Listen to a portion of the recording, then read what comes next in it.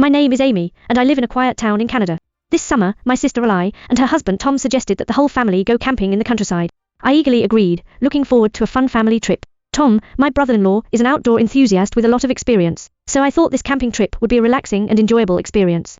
Upon arriving at the campsite, Tom immediately showed his expertise. He skillfully set up the tents, started the campfire, and taught us how to identify edible wild fruits. Under his guidance, we had a wonderful evening. We sat around the campfire, sharing stories and laughter under the starry sky.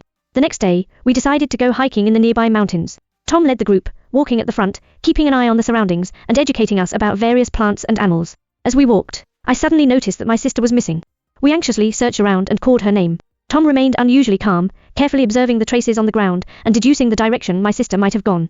After a thorough search, we finally found my sister near a small creek. She had been so captivated by the scenery that she had wandered off without realizing it.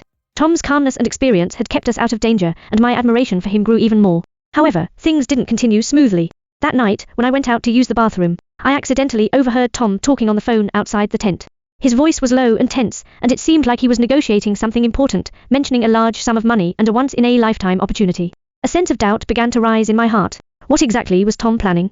On the third day, as we were packing up to return, Tom suddenly mentioned that he had found a more scenic hiking route and suggested we try it. My sister and the others agreed, and though I felt uneasy, I didn't oppose it. However, not long into the new trail, we encountered trouble. The path ahead was blocked by a sudden landslide, and there were no obvious detours around it. Everyone began to panic, but Tom stepped forward again. He observed the terrain and decided to lead us around the landslide by a steep slope nearby. While climbing the slope, Tom stayed in the front, scouting ahead to ensure our safety. But just as we were nearly at the top, Tom suddenly lost his footing and fell to the ground. He groaned in pain, realizing that he had sprained his ankle. We rushed over, and seeing Tom injured, everyone was at a loss as to what to do. At that moment, my sister suddenly burst into tears, blaming Tom for leading us down such a dangerous path. Tom looked guilty, but didn't explain himself. In the end, we had no choice but to make a makeshift stretcher and slowly carry Tom back. After a difficult journey, we finally reached the campsite. Just as we were about to call for help, Tom suddenly sat up. His ankle didn't seem as bad as we had thought.